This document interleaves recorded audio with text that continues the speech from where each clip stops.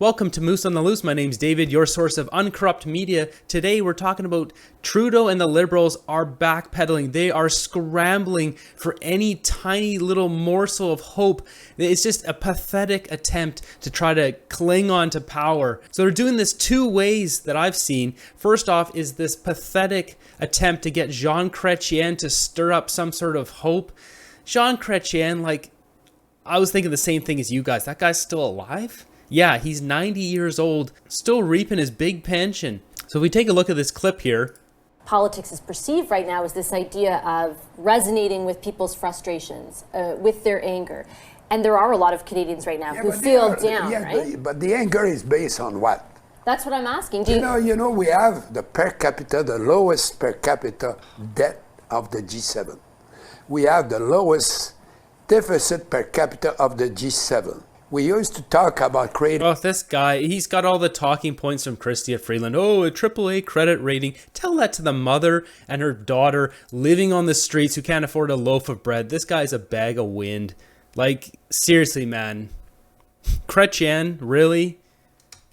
Jobs. Now we cannot find people to fill the jobs. The business community is always complaining. Since 5 years, the recession is coming. They are disappointed they don't have yet a recession.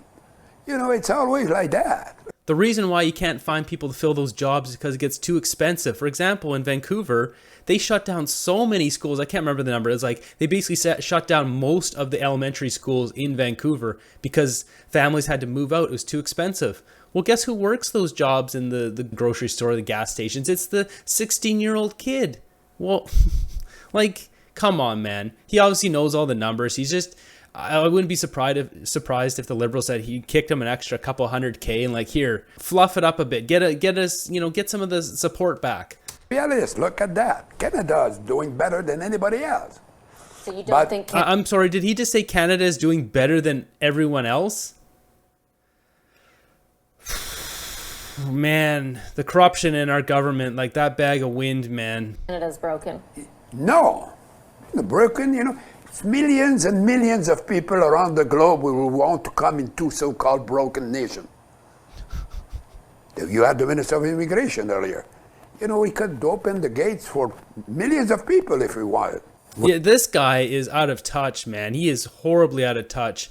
Like, 90 years old, man. Go to the light. We've had enough. Like, Canada's horribly broken. Everyone knows it.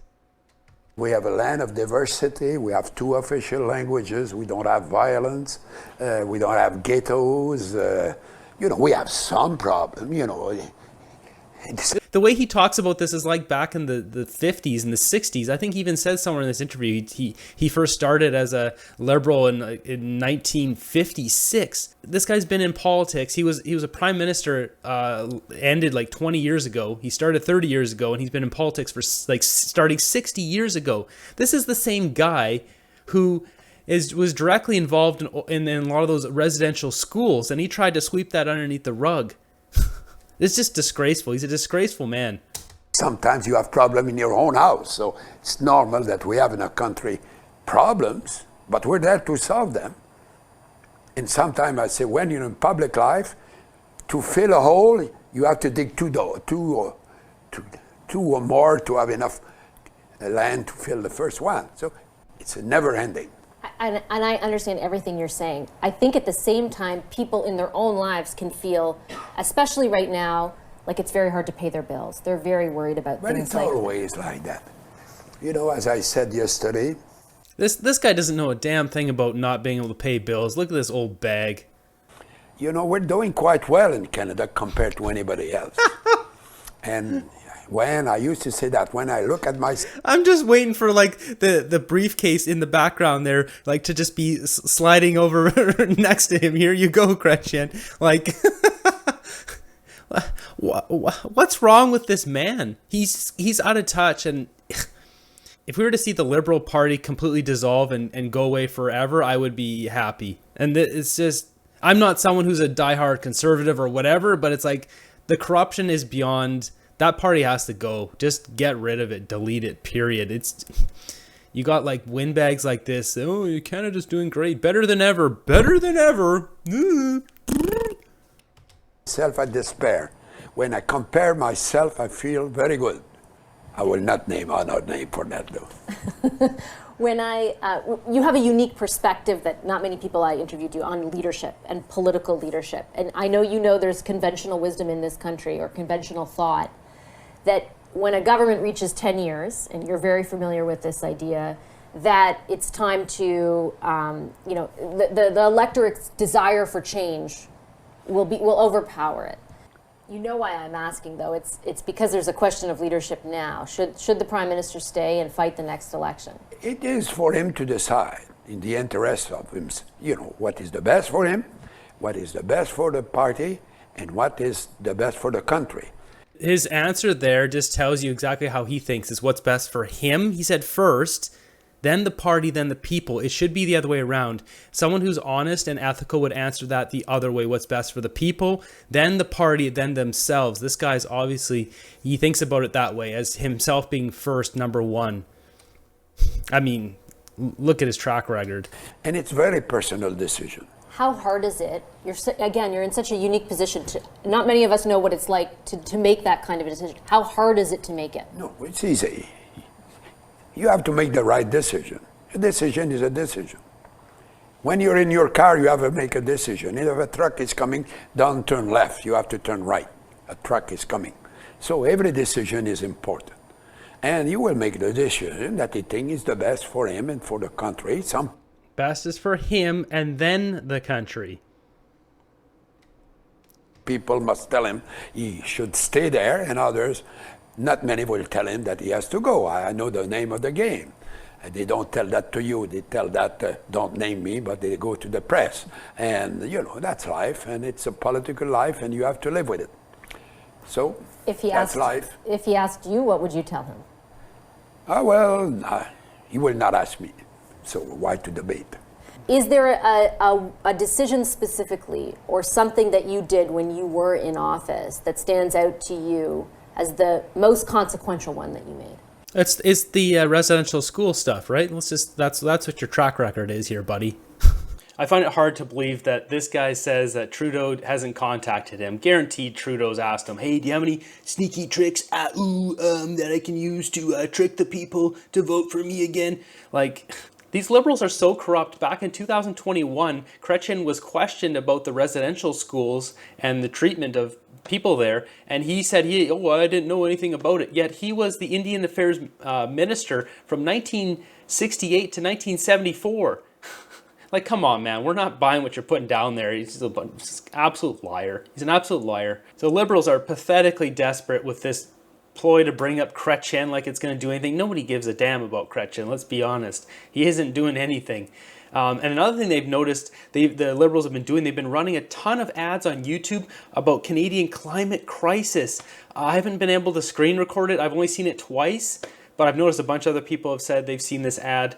They're wasting our tax dollars with this nonsense. Instead of giving this to homeless shelters, to setting up extra food banks, to building more houses, to dealing with the problems of this country, they're running ads on YouTube about Canadian climate crisis. The link, I believe, goes to this Canadian government website, which you can see here. There's just a bunch of like generic stuff and like, oh, homes and buildings account for 13% of Canada's greenhouse gas emissions. So Canadian homes account for 13% of 1 to 1.5% globally. So what does that make it? 0.000013% of the world. Like, I get it. And I love the climate. Obviously, you guys know I make hiking videos.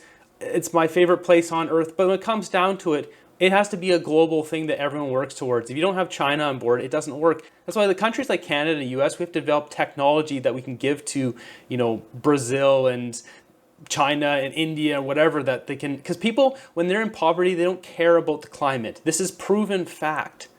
But obviously this is a big scheme by the Liberals just to squeeze us for money. They don't care about the climate, let's be honest. Like, look at this website. When shopping and at work in our communities, shift to a climate-friendly behaviors. And is it like, it's just, you know what, I don't disagree with a lot of this stuff in here, but when you layer it with stuff that's clearly, fraudulent, like in this home heating section. And there's a section here where is it? Replace your home's heating system with a heat pump. Now, correct me if I'm wrong. Isn't it Mark Carney, that liberal, is a direct owner or part investor in a heat pump company? Like, there's too many conflicts of interest here, man. And everyone knows heat pumps don't work past like they're scientifically proven to not work past like -18 or something. And we have -30 in Alberta and basically all across Canada here. There's many places -30, -40. Why would the government recommend heat pumps? It's money. It's all based on money. Obviously, natural gas is going to be better. It's cleaner. Like, we produce it, but no, heat pumps. You know, they say eat local on there, yet then they charge the Carleton mushroom farm, that example Pierre Poilievre gave, like $100,000 in carbon tax. And when they quadruple those tax, that one mushroom farm is going to have to pay $400,000 in carbon tax, which just either puts these businesses out of business or it causes them to move or whatever, and then we'll have to import mushrooms from some polluting country. How is that eco and green? How is that good for the environment?